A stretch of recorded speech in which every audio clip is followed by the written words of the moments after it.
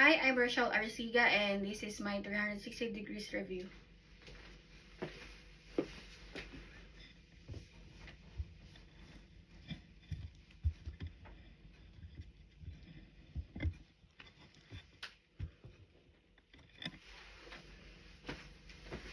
Okay, first do hand hygiene, check room for any contact precaution, then introduce myself to the patient. So hi, I'm Rochelle Arciga. Can you give me I will be your nurse for today. Can you give me your name and date of birth? My name is Hera Andrea. I was born on September 25th, 2008. So, okay, patient's identity matches the ID band. So, now we will do a focused neurological and musculoskeletal assessment. Is that okay? Yes. Then provide privacy to the patient. So first, before I will start with my assessment, I will have ask you some questions. So do you have any history of head injury? No. Do you have history of falls? No. Do you have headache, seizure, or vertigo? No. Are you diagnosed with arthritis? No. Do you have joint pains? No. Are you taking any medication? No. Alright, so now I will start with my inspection. Can you tell me where we are right now? We are in the hospital. Can you give me your name? My name is Hera Andrea. Can you tell me what time is it? It is 12:30. Okay, so upon assessment, patient is alert, oriented to person, time, and place. Patient is calm, well-groomed, dressed appropriately for the weather.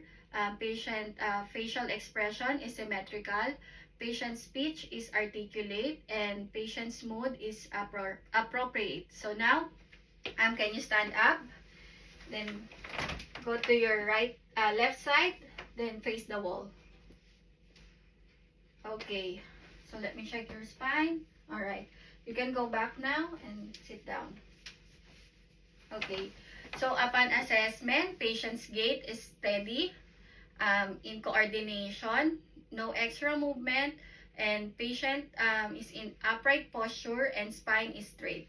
So next, we will proceed with cranial nerve assessment. It's cranial nerve 3 to 12, but first we will assess your cranial nerve 3, 4, and 6. So it is oculomotor, trochlear, and abducens. So please go focus on my fingers and don't move your face.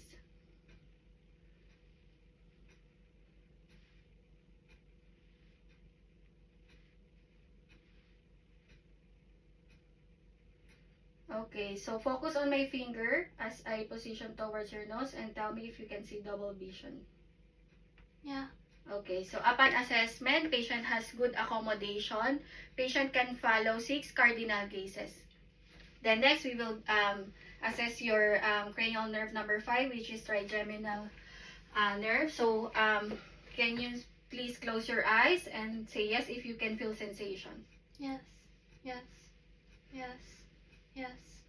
Yes. Yes. Okay, can you clench your jaw? Okay, don't let me close it. Can you open your mouth? Okay, don't let me close it. Okay, so upon assessment, patient has a symmetrical facial sensation and has strong jaw muscle. Next is the facial cranial nerve, which is cranial nerve number 7. Can you raise your eyebrows? Can you smile? Can you frown? Can you pop up your cheeks? Okay, so upon assessment, patient has symmetrical facial expression. So next, we will do the cranial nerve number 8, which is vestibulocochlear. So can you please go sideways? Then can you cover your right ear? Then repeat my whispered words. Hi. Okay, cover your left ear and repeat my whispered words. Hello. Okay, so patient can hear bilateral and can repeat whispered words. Next, we will do the cranial nerve 9, 10, and 12, which is glossopharyngeal, vagus, and hypoglossal.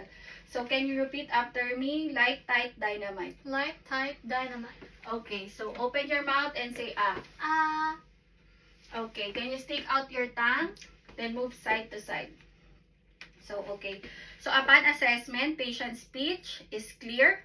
Patient's uvula and tongue is at the midline, and patient can move her tongue freely. So next, we will do the cranial nerve 11, which is spinal accessory muscle. Can you face me?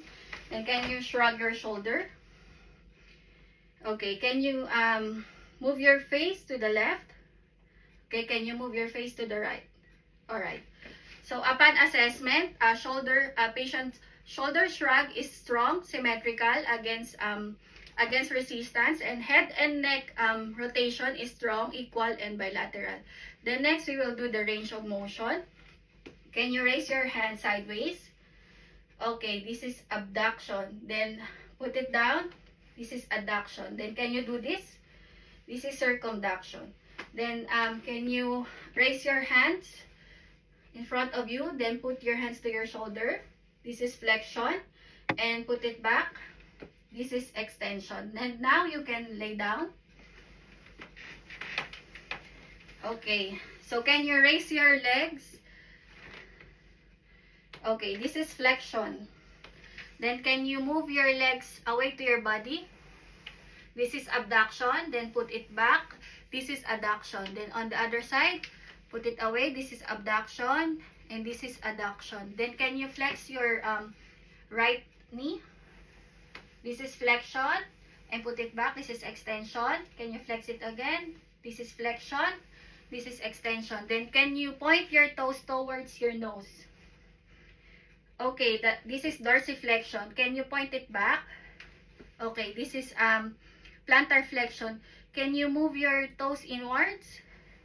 Okay, this is inversion. Put it away. That is eversion. Then patient assessment. Patient can do full range of motion with smoothly, no pain, no stiffness, and no numbness or tingling sensation noted. Then next, we will assess for the muscle tone and for the muscle strength. So can you hold my hand? Okay, can you squeeze it? Can you pull it? Okay, can you resist it? All right. Can you put your leg up? Can you raise it up? Okay, can you the right side, raise it up? Okay. Can you pull it? Your feet? Can you push your feet? Okay. I'm gonna palpate your upper and lower extremities. Tell me if you can feel any numbness or any tingling sensation. No. Can you feel any pain? Nope. Okay. No. Okay, so upon assessment, patient's muscle tone is firm, able to maintain position against resistance, grade 5/5. Strength is bilateral, equal, no pain, no tremors, no weakness, and no tingling sensation. So, you can now sit down. So that's the end of my assessment. Thank you. I will document all the findings and do hand hygiene. So this is my 360 degrees review.